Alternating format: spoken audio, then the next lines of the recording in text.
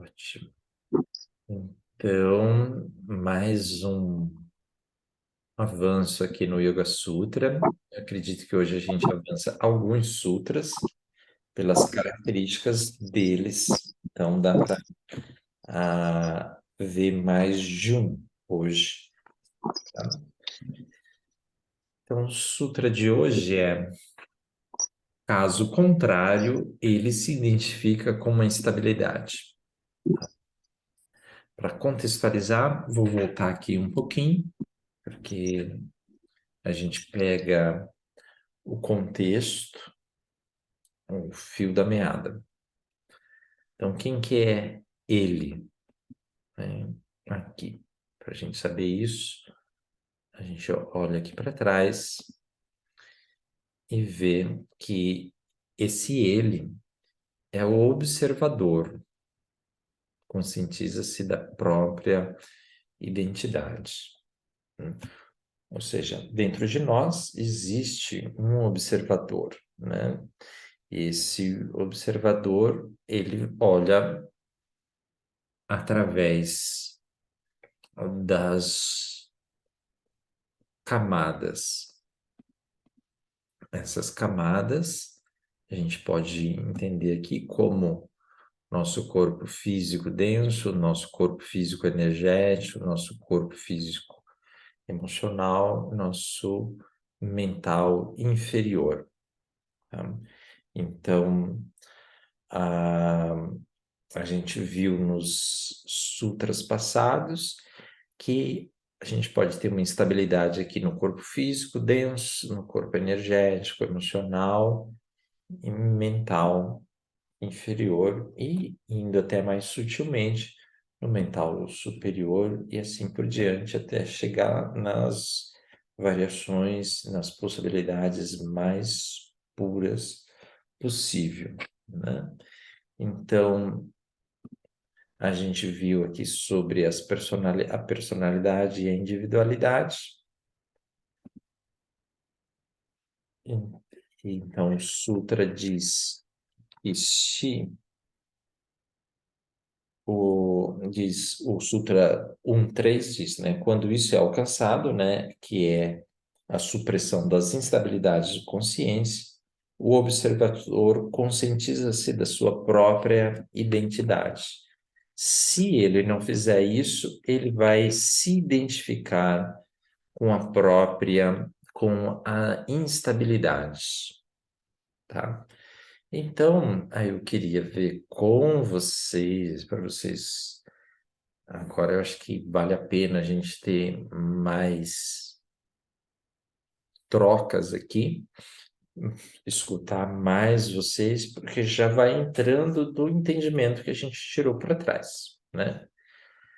Queria exemplos de quando ocorre identificações com a própria instabilidade. Eu vou até interromper o compartilhamento aqui, que a gente não precisa de imagens agora. Exemplos de identificação com a instabilidade.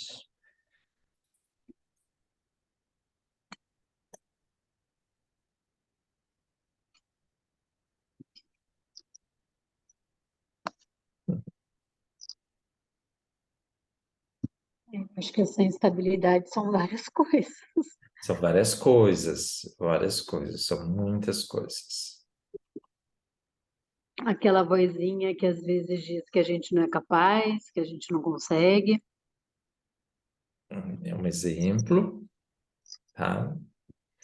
Você acaba acreditando em algumas crenças, né? Essa é uma instabilidade aí que vem do entendimento mental, né? Eu sou isso, eu sou aquilo, né? E às vezes isso foi implantado na sua mente, né? Que alguém falava, não, você não pode fazer isso, é muito cedo para você fazer isso. Por exemplo, é uma possibilidade de criar uma forma de pensar, uma instabilidade, né, que você fica preso nisso. Tá? O que mais?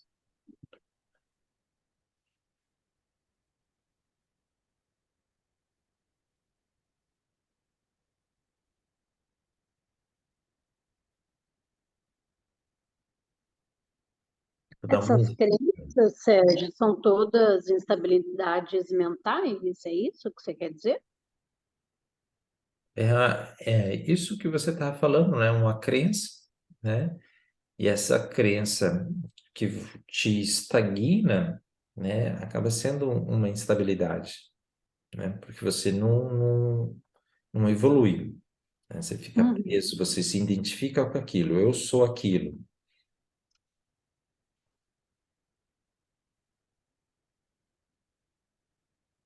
Eu acho que também tem as emocionais, né? As emocionais, né? E aí tem gente que já tem até a justificativa, né? Eu sou de câncer, né? Então, câncer é ciumento, né? Tô chutando aqui, eu não sei como que é o negócio, né? Aí pronto. Eu sou assim, ciumento mesmo, né? Nem tô dizendo, eliminando toda a, a credibilidade do horóscopo e tudo, né? Às vezes ele deu um direcionamento e até fala assim: olha só, você é ciumento, você tem a tendência para isso, trabalhe isso, né? Sim. Não se identificar com ciúmes e pronto, né? Então, quem ficar comigo vai ter que entender que eu sou ciumento e pronto, e acabou. E que aguente isso, né? Então, isso seria uma própria identificação com essa instabilidade e se travestir dessa instabilidade como ela sendo você, né? Como sendo parte de você, e você apegado a ela, né? Então, essas instabilidades, essas características que tem no nosso mental, no nosso emocional, faz com que muitas vezes a gente se identifique com elas, né? Faz parte da nossa identidade e da nossa personalidade e a gente fica preso ali. Tem gente, por exemplo, que se identifica como duro, no sentido de não flexível. Então, por isso eu não pratico, tá? Sim. Então, a pessoa se identifica, não, isso é para quem é flexível, eu sou duro, né? Então, a pessoa se identificou com aquela instabilidade, se firmou naquele lugar e não vai mais adiante. Acontece isso com a questão do peso, né? Também eu escuto, mas eu sou gordinha, não dá para fazer yoga, É, né? e tem gente, e é interessante isso, né? Porque tem gente que, pelo mesmo motivo, é uma motivação para praticar. Sim, Eu sou muito duro, eu preciso praticar porque eu já sou duro. Se eu não praticar, então eu vou ficar mais duro ainda, né? Então, esse exemplo que a Camila deu, né, que você escuta, né, que a pessoa aí está acima do peso ou fora do padrão de beleza, aí já tem duas possibilidades, né? Que é uma questão mais física. Eu acho que eu sou muito pesado e tal, vou ter dificuldade. E tem a outra coisa que é da imagem, né? Que é do padrão, né? Aí a pessoa está presa num padrão de imagem, e esse padrão de imagem, interessante esse exemplo, né? Porque esse padrão, e falando, né, desse padrão de imagem, ele pode levar a pessoa a afastar, por exemplo, da prática. Eu estou dando um exemplo da prática, mas a gente olha isso para a vida, né? A pessoa está se limitando com essa estabilidade, seja para a prática, seja para a vida, né? E muitas vezes a pessoa também vai praticar somente pela imagem, Ou às vezes a pessoa pode chegar até pela imagem, né? Mas a partir do momento que ela descobre que aquilo é maior, o yoga é maior do que a imagem, ou seja, maior do que é, A moda posições bonitas e tal, né? Que são estéticas, isso é legal, mas que vê que outras coisas são, que existe uma profundidade, que existe uma busca pelo autoconhecimento, e ela começa a entrar dentro dessa trilha, desse caminho, aí ela já está saindo também dessa instabilidade, né? Ou seja, deixando de se identificar com essa estabilidade e indo mais a fundo. Olá, Danilo, tudo bom? Ótima noite. Desculpa o atraso. Seja bem-vindo. Estamos aqui falando do Sutra 1.4, que diz, né, caso contrário, ele se identifica com a instabilidade, né? Se o observador não buscar a integração, né, não buscar a estabilidade, ele vai acabar se identificando com a própria instabilidade, com a importância da gente ter aquela visão daqueles estados de consciência, né, do corpo físico, do corpo emocional, do corpo mental, e a gente vai trazendo também mais clareza do saudável, da estabilidade, para a gente poder identificar as instabilidades, né? Identificar quando a gente está indo para um lado,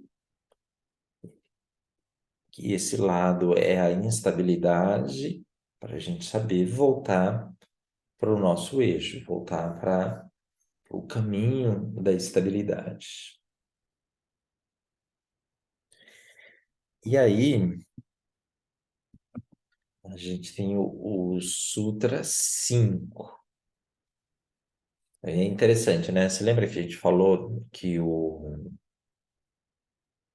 Yoga Sutra, né, apesar ele ser bem hermético, né, aos nossos olhos, comparando com os outros, né, comparando com os, os Vedas, o Yoga Sutra, ele fala e ele já traz de um sutras que é praticamente um comentário sobre o sutra principal. Então, o Sutra 5 ele já diz, né, que a estabilidade é de 5 tipos, alguns dolorosos e outros não dolorosos. Legal, né? Isso é bem interessante. Acho bem interessante porque é, teve uma fase na nossa história recente, né, que as pessoas faziam umas coisas muito pela necessidade e às vezes pelo status mesmo, né? Então, por exemplo, faz isso porque vai dar mais dinheiro, faz isso porque é uma profissão e tal, que é melhor. E aí depois a gente começou a escutar muito assim, você tem que fazer o que você gosta, né? Tem que fazer o que você gosta, né?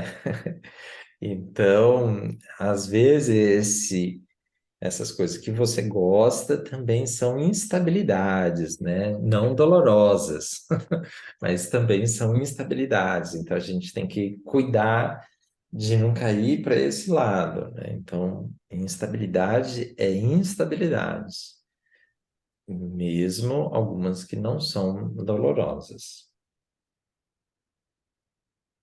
Fique à vontade de comentar, tá? Emocional, né? Pela dor, pelo amor ou pela dor, alguma coisa nesse sentido, né? Sim, né? Por exemplo, passar.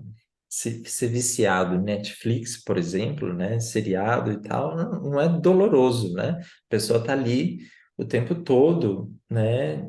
É prazeroso, mas pode ser, né? Não estou falando sempre, né? Mas pode ser que a pessoa caia naquele vício da dopamina, que é aquela dopamina pobre. E outro dia, até estava dando uma consultoria, eu lembrei, né, gente? Lembrei de dois vídeos que eu vi, assim, foi muito interessante. Foi dois vídeos aleatórios e independentes, né? E um vídeo mostrava um cachorro e quando chegava perto da piscina, assim, ele já ficava enlouquecido, né? E era muito bonitinho, que era um cachorro muito pequenininho. Então, ele ia até a escada da piscina, né? Aí ficava lá na pontinha da escada, aí ele dava aquele pulo, assim, e mergulhava. Aí nadava, saía, dava a volta assim, ia até a escada da piscina e dava esse mergulho. Aí ficava lá, né?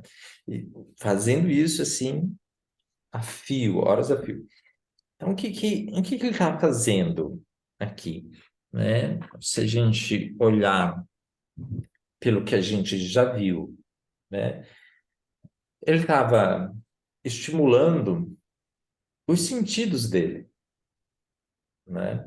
Ele saía do seco, ia para o molhado, gastava energia lá, tinha uma adrenalinazinha ali de pular, tinha o gostoso ali de nadar, ele gastava energia, né? Estava usando as patinhas dele, estava usando o sistema muscular dele, o sistema sensorial dele, estava todo eh, ativado, né?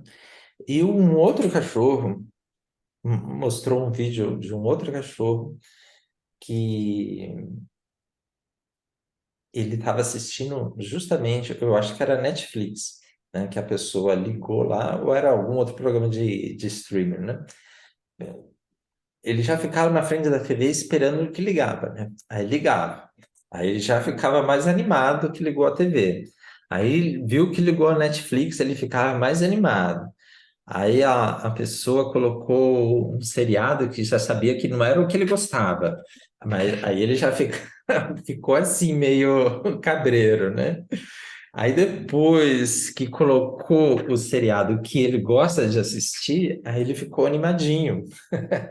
Era muito engraçado, né? E ele ia acompanhando assim, né, com a cabeça, olhando e tudo, né? Então ele também já estava viciado ali no seriado. E aí, como a gente vê assim, olha essas duas situações, né?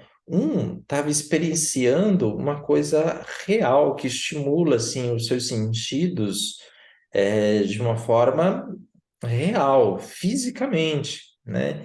E o outro estava lá, ficava sentado, né? Ele dava aqueles pulinhos, né? De animação, né? O cachorro ainda tem mais essa espontaneidade do que a gente, mas ficava ali. Então, ou seja, a experiência é, de estímulo de todo o sistema desse era muito mais pobre comparado com o outro, né? Então, a gente também é assim, né? A gente é um bicho, é um mamífero, e a gente às vezes vai ficando mais aqui, né? Nesse estímulo do gostar, né? Gostoso, é bacana, às vezes é legal mesmo, mas se a gente ficar muito ali, a gente está perdendo a vida real.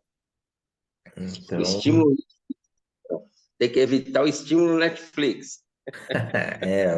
dopamina pobre, né? O pessoal costuma chamar de dopamina pobre, os cientistas que estudam bastante isso, eles separam, assim, né? Em alguns deles, né, que eu já li alguns livros, eles falam de dopamina pobre, né? Porque é essa dopamina que ela é extremamente viciante, né?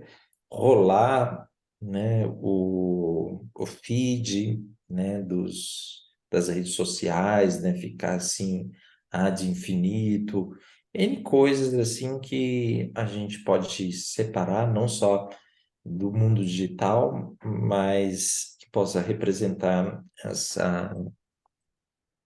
essa dopamina pobre, né? Às vezes até uma discussão que você faz, ele está sempre indo ali, né? Sempre querendo ganhar uma discussão, por exemplo, né? É uma busca de um prazer pobre, né? Então, é uma coisa que, em tese, a gente pode falar, ah, é que eu gosto disso, então a gente tem que fazer o que a gente gosta, mas a gente pode se perder bem nessa linha. Sérgio, eu tenho um exemplo e uma dúvida também. Legal. A minha chefe, ela tem a desagradável mania de dar pitacos na vida pessoal, né? E aí surgiu uma vez o tema fofoca e tal, e ela é uma pessoa extremamente curiosa em coisas que não agregam. E é até chato, assim, de ficar perguntando coisas da sua vida, coisas que você não quer compartilhar e tudo mais.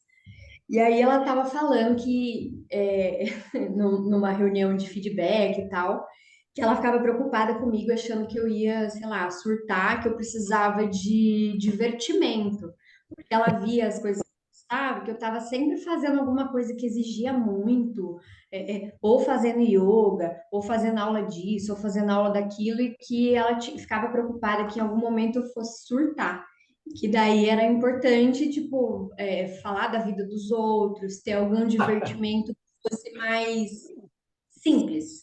A palavra que ela usou foi essa, que fosse simples, que fosse fácil, porque ela falou, a gente nasceu, a gente foi criado na cultura da novela, então a gente precisa de alguma maneira ter esse divertimento que é mais simples, então você precisa procurar esse tipo de coisa, vai ser saudável para você. E aí entra, acho que nessa coisa da dopamina pobre, né? Que para ela isso de alguma maneira preenche, ela já se identificou com esse traço de personalidade de que ela é uma pessoa curiosa, quase ao ponto de ser invasiva, e daí ela quer ainda empurrar para as outras pessoas que isso é uma maneira mais saudável, né? Pode ser mais fácil de você, de alguma maneira, se divertir ou relaxar utilizando desses artifícios, mas é o que você falou, é um recurso que traz um preenchimento pobre, né? É pobre e eu diria assim, que já a curto prazo já não é bom. A médio, pior, e a longo prazo, pior ainda, tá? E interessante esse exemplo que você trouxe, né? Porque a gente falando de novelas e estereotipando, né? Não só novelas, né? Mas até muitos filmes são baseados realmente em emoções do baixo astral. São emoções densas, né? E isso gera engajamento, né? Hoje a gente fala em engajamento, né? Antigamente, quando era só novela, né? Que era o principal divertimento aí da TV, gerava ibope, né? Porque mexe com essas emoções negativas, essas emoções negativas geram realmente uma mobilização, né? Então, essa mobilização é, faz com que as pessoas, às vezes, até se interajam mais, né? Que é fácil de se identificar, é muito mais fácil de você se identificar com uma emoção negativa, porque ela vem e não é trabalhada, então todo mundo sente, do que com alguma coisa de fato construtiva. Por Isso. exemplo, antigamente tinha os contos de fada, que daí tinha a moral da história, e as pessoas normalmente eram regidas por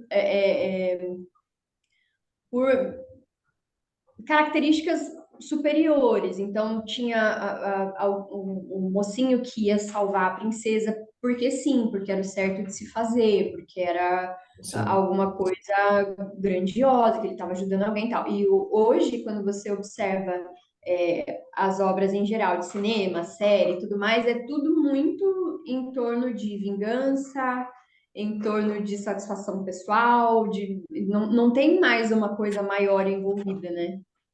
Exatamente, né? Então, a nossa sociedade, ela está muito aqui no sistema luta, fuga, congelamento, né? Que é tudo isso, todo, é regido por essas emoções, por esses objetivos, né? Eu acho que mais para frente até a gente vai falar um pouco mais sobre isso. Mas tem um estudo que eu costumo citar, que foi de um, acho que de um canadense, franco-canadense ou franco-americano, que ele estuda o código cultural, ele chama de código cultural, que está por trás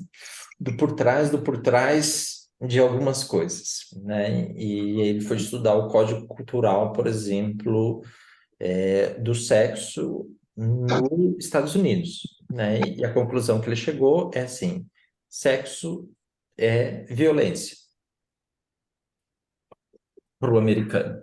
Tá? Então, quando você vê filme, né, isso que você falou, né, vingança, traição, uma série de coisas.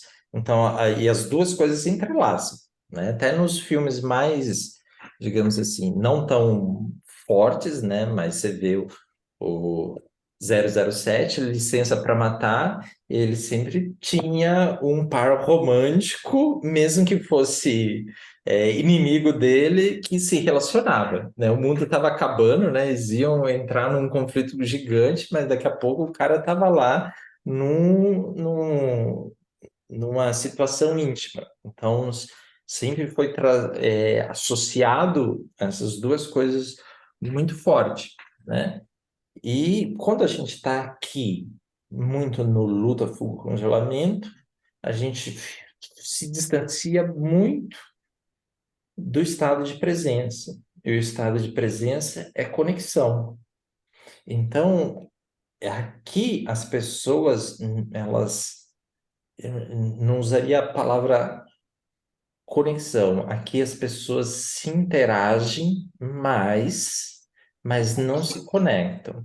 E têm dificuldade de interagir no estado de presença, de conexão com emoções positivas, tá? Porque é muito difícil sair daqui para cá, porque muitas vezes a pessoa só aprendeu a viver aqui, né? E aqui é um ciclo extremamente vicioso, porque muitas vezes a fofoca é para a pessoa se sentir bem, inferiorizando ou ridicularizando ou sei lá o quê, qualquer coisa, outra coisa negativa em cima do outro, tá? Então, quando eu falo, o fulano é assim, você concorda? E aí, agora eu, então, e você não é assim, não somos assim daquele jeito. Né? Então já dá uma satisfação, né? Já dá aquela dopamina boa. Eu sou melhor, eu sou diferente dos outros, né? Nós somos diferentes e tal. E isso é rápido, né? E quando tinha fila, né, no banco, você queria começar a conversar, você começar a reclamar de alguma coisa. Aí o outro já fala assim, é verdade, não sei o quê, né? E ia aí só aumentando, né? É muito é, difícil depois de sair disso, né? Então, é um grande exemplo aí também dessa busca por essa dopamina através da fofoca, através das emoções negativas, né? Você reviver essas emoções, que é uma forma da pessoa estar revivendo tudo o que ela já viveu. Só que são coisas negativas, são coisas pobres, traz essa satisfação, mas é uma satisfação muito pobre, né? Aquilo que você falou de fazer o que gosta e de repente você se conecta com o que você gosta, na verdade, é uma instabilidade. Será que isso tem a ver, por exemplo, com alguns artistas que são, enfim, melancólicos, que têm uma narrativa mais negativa e acabam ou enlouquecendo, ou entrando muito para o mundo das drogas, ou suicidando, ou então, quando eles estão em uma fase boa da vida, eles ficam improdutivos naquilo que eles normalmente fazem? Tem a ver, será? É, bom, vou responder aqui e depois você fala se foi isso que você perguntou, tá? Mas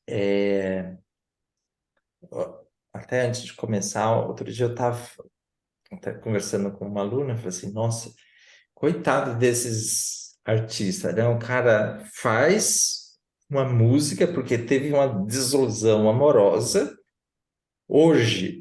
Aí o fulano vai ficar revivendo isso, às vezes durante 10 anos. Tá cantando aquela coisa de novo, de novo, de novo, de novo, né?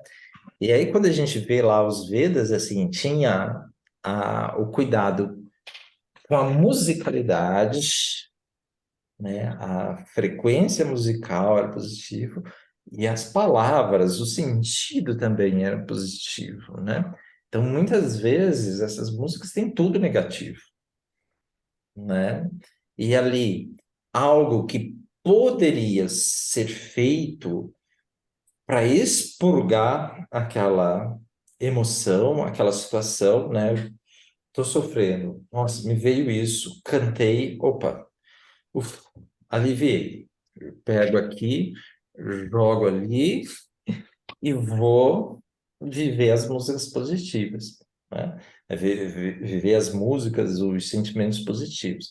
Agora, quando eu pego aquilo e trago aquilo, eu fico remoendo isso, né? Fico passando isso, horas e horas, e anos e anos. Então, a tendência é você gerar mais dessa vibração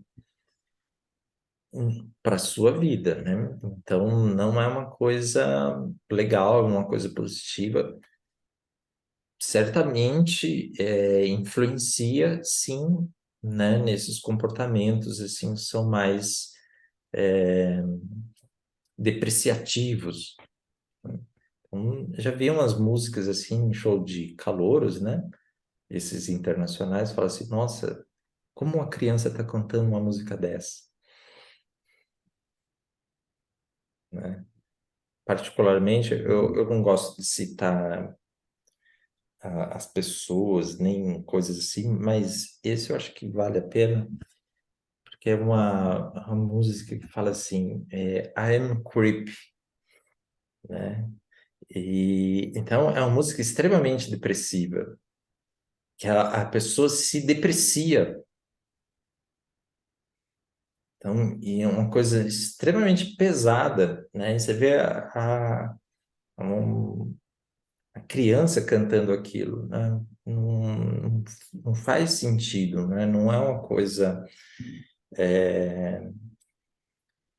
positiva. Então, isso, a gente, essa instabilidade emocional, precisa ser observada. Todas as emoções positivas e negativas, é importante a gente aceitá-las no sentido assim, eu passei por uma situação hoje que me deixou triste. Como eu supero isso? O que essa tristeza está me dizendo? Ah, talvez ela está me dizendo que eu deva ser menos arrogante. Eu fui arrogante ao querer entrar naquela situação desse jeito. Eu fui lá desse jeito, arrogante, quebrei a cara e agora eu estou triste. Então, eu posso aprender a ser mais humilde, né? Agora,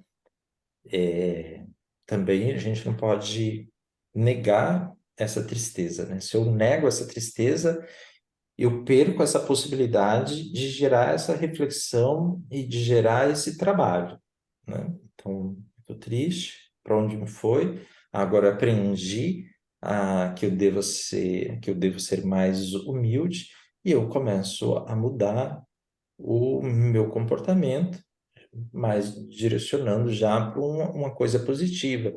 Não vou ficar se eu fico remoendo essa tristeza, aí eu começo a me identificar com essa instabilidade, né? E é muito interessante esse exemplo que você trouxe, né?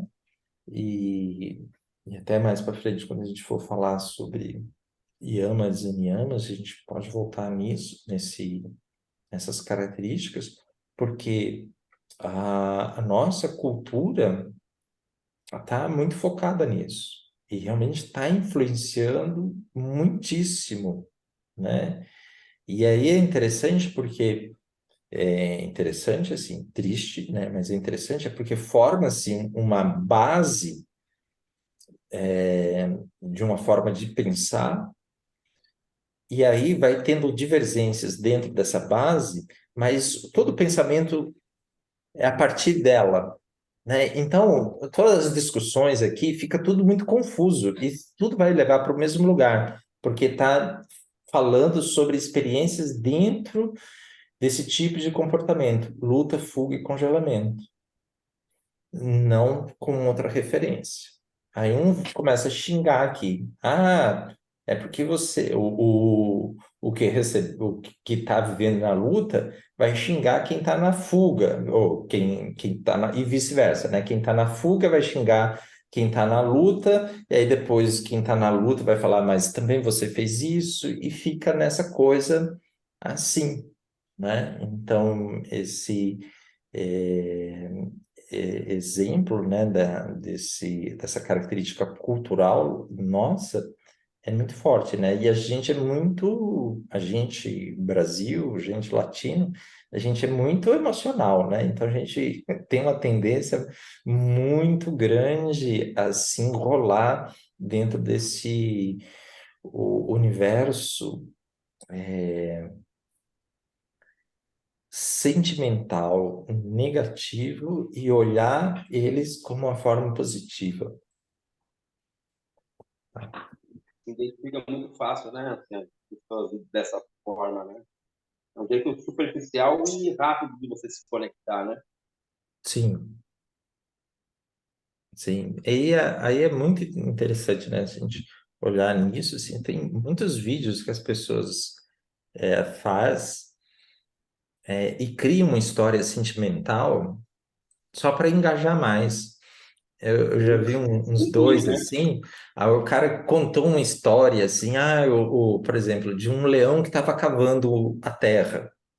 Aí criaram uma história assim, olha, o leão tá magro na idade dele, ele sabe que ele vai morrer, então ele já está cavando a cova para não comprometer o grupo que ele vivia, não sei o quê, né? Aí depois passou, acho que o cara, um outro, acho que era biólogo, viu, e falou assim, não é nada disso não, olha o vídeo completo aqui. Ele estava cavando e estava tirando um javali de dentro do buraco.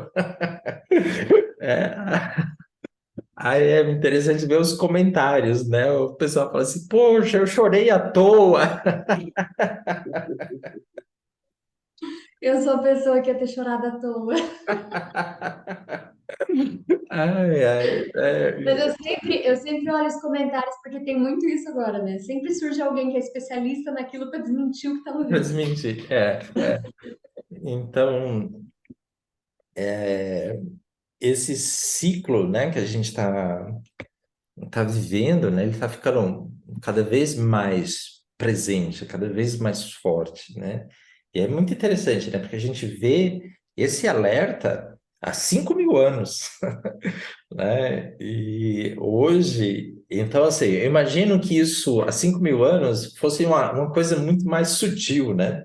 Essas instabilidades, essas questões emocionais, assim, fossem muito mais sutis, mas o cara fala assim, nossa, olha só, já está aparecendo aqui, né? Era uma vírgula fora do lugar, né? Hoje já é É o livro inteiro. Não fala nada, você ia falar mais alguma coisa?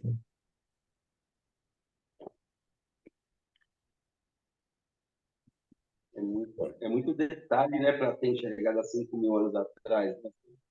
É, é. Não tinha fila de banco, não tinha um monte de coisa. Hum. Aquela limpeza do nariz lá que a gente acaba fazendo, qual poluição que eles tinham? Eu acho que o mamute, quando passava, levantava aquela poeira e ele tinha que Poeira. fazer É, a vou limpeza, fazer o leite, né, para limpar as narinas. frente, era muito sutil mesmo, né, para a gente Ah, chegar nesse nível de entendimento ainda. é.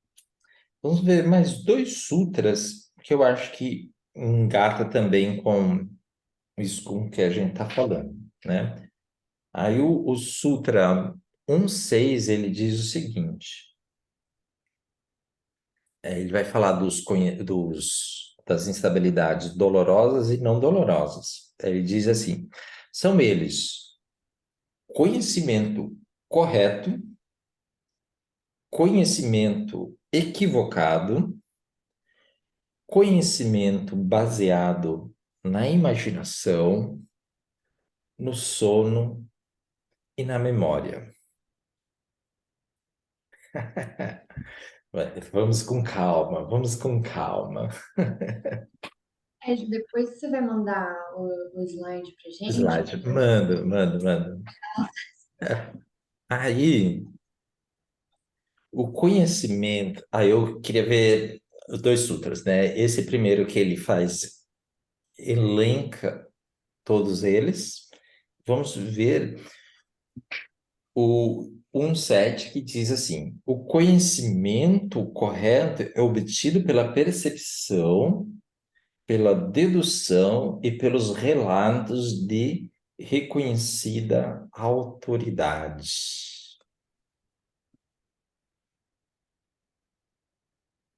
Vocês querem que eu compartilhe aqui, ó?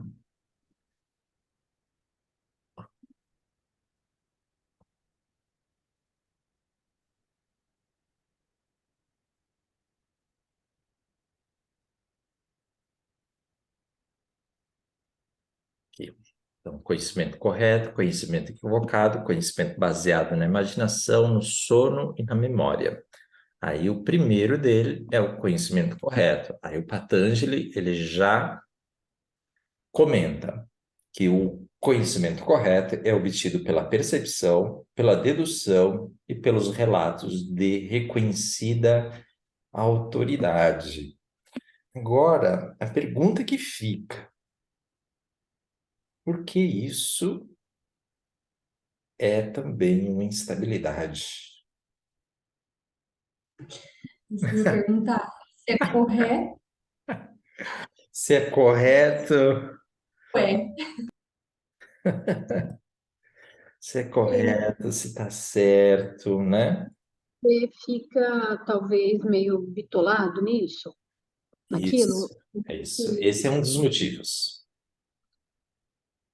Esse é um dos motivos, tá? Então, seria um fenômeno que vamos chamar aqui de uma cogestão de conhecimento, sabe? Ou paralisação por informação.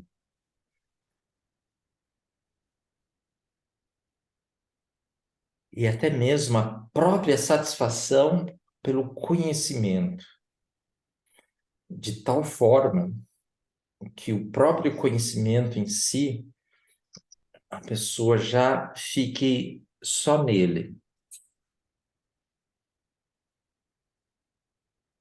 E a gente não quer só conhecimento, né?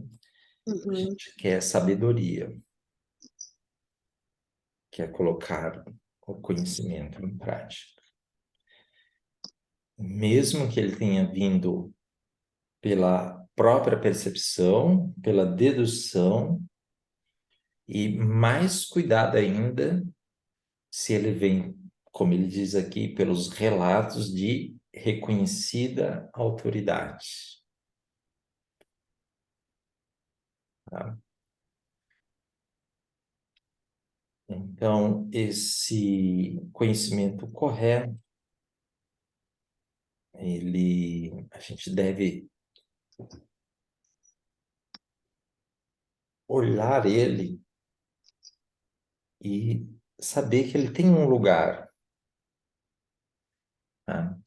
E ele não é tudo.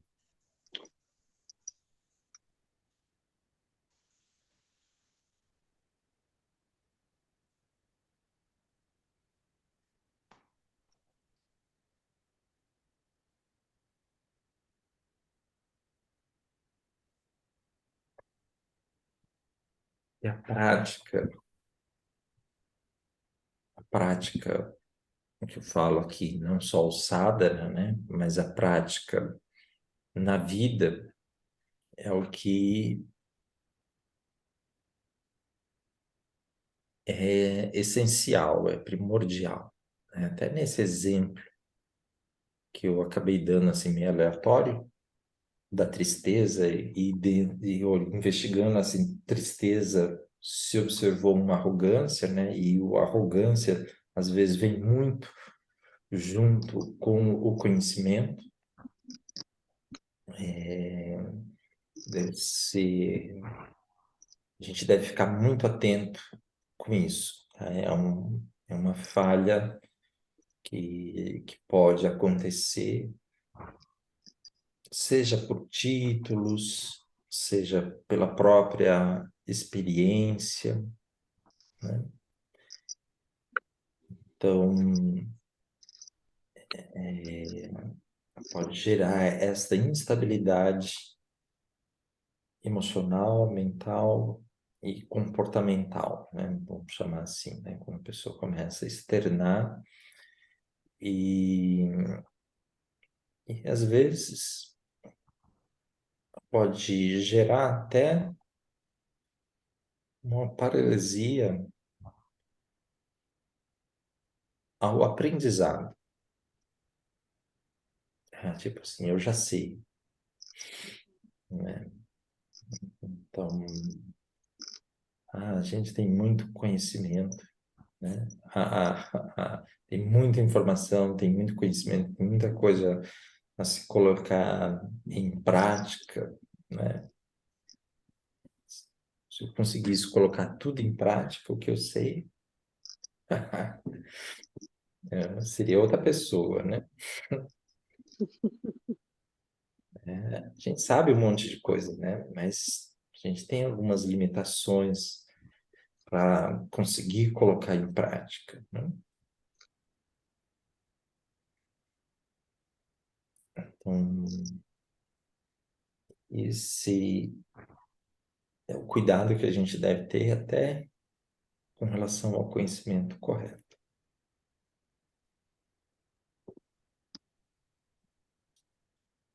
Mas cuidado de a gente não se perder. A nossa cultura, né? A gente está muito associado, muito ligado e de fato é muito importante, né? O conhecimento acadêmico, ele é muito valioso, mas muitas vezes ele acaba desviando ainda mais, né? Eu digo assim que quando a gente está aberto ao aprendizado, a gente aprende com todo mundo, com todo, desde o porteiro que você entra no prédio, passando por todo mundo, você pode aprender alguma coisa, né? E eu acho que dentro da história, assim, né, que eu conheço do yoga, para mim o Ramakrishna é uma dessas pessoas que era analfabeto, né? e que ele vivenciava muitas coisas, né? Ele ensinava as coisas pela vivência dele, só pela vivência, só pela vivência. Ele se colocava nas experiências para poder ensinar, né? Então, ele sentia, de fato, na pele, vivenciava, experimentava e ensinava. Então, era uma pessoa ali que não tinha o conhecimento acadêmico básico, mínimo, mas tinha uma vivência, uma capacidade de transmitir um conhecimento absurdo, né? E esse é um exemplo de pessoa, né? De yoga, de tudo mais. Desculpa, Sérgio, quando você falou, você referiu, você falou de quem agora? Ficou longe, Danilo. Você falou de quem agora? Ramakrishna. Ama? Ramakrishna. A gente tem um mantra, né? A gente vocaliza um mantra. Jaya Krishnaya, Jaya Ramakrishnaya, Ramakrishnaya, Jaya Krishnaya, Jaya. Um mantra que se refere a esse mestre. Muito bom, pessoal. O próximo sutra, eu acho que ele vai abrir muita coisa, tá? Aí a gente já deixa para o próximo, que aí a gente, mas ele vai falar agora do conhecimento equivocado. Então, aí mais cuidado ainda. E a gente pode abrir aqui para o conhecimento equivocado, né? Dentro da cultura do yoga, conhecimento equivocado também para a vida como um todo.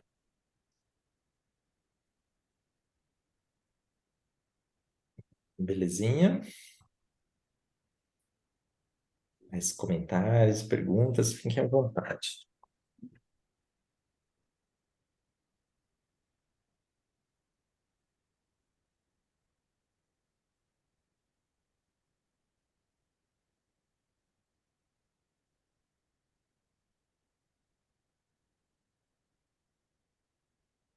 Hum. E esse do equivocado,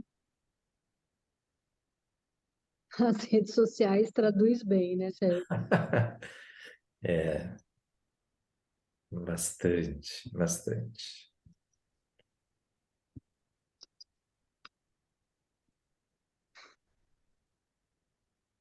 Interessante, né? Essa coisa de rede social. Quando eu estava na faculdade, né? Então isso já faz muito tempo, hein? Mais de 25 anos. Tinha uma parte de comunicação, aí falava do Marshall McLuhan, né? Aí ele falava da aldeia, né? A gente ia se tornar uma aldeia, né? Toda a comunicação isso foi dito, o que eu lembro foi há 25 anos, né? Mas quando ele falou isso já era muito mais para trás, né? Eu não lembro quando foi. E hoje a gente está uma aldeia mesmo, né? Uma coisa aqui acontece aqui, reverbera já lá do outro lado do mundo, né? Como se fosse uma aldeia, né? Que acontecia uma coisa, todo mundo da aldeia ficava sabendo, né?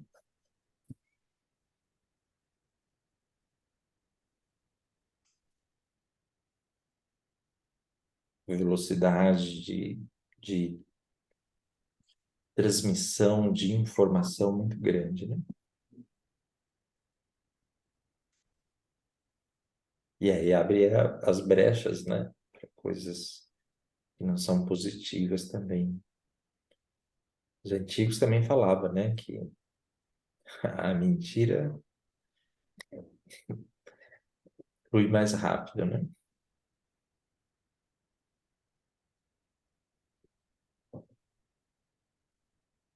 Muito bom, pessoal.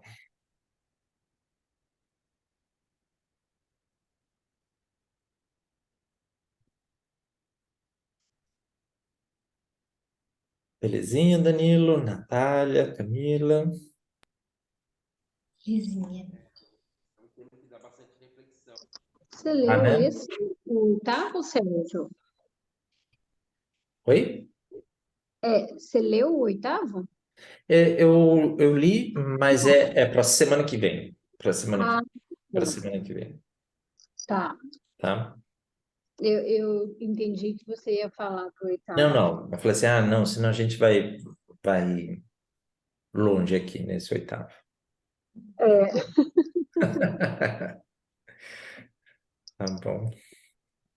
tá bom. Obrigada. Obrigado, Cá, obrigado, Danilo, Natália. Boa noite, gente. Boa noite. Boa noite.